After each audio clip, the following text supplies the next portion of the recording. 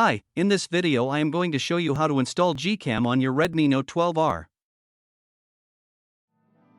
Step 1. Visit our website by clicking on the first link in the description.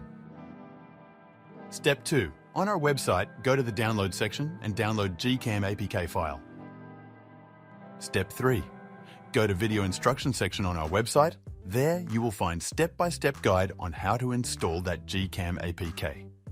That's it. Don't forget to visit our website for complete instructions and APK file. Lastly, here's some GCam versus stock camera app comparison.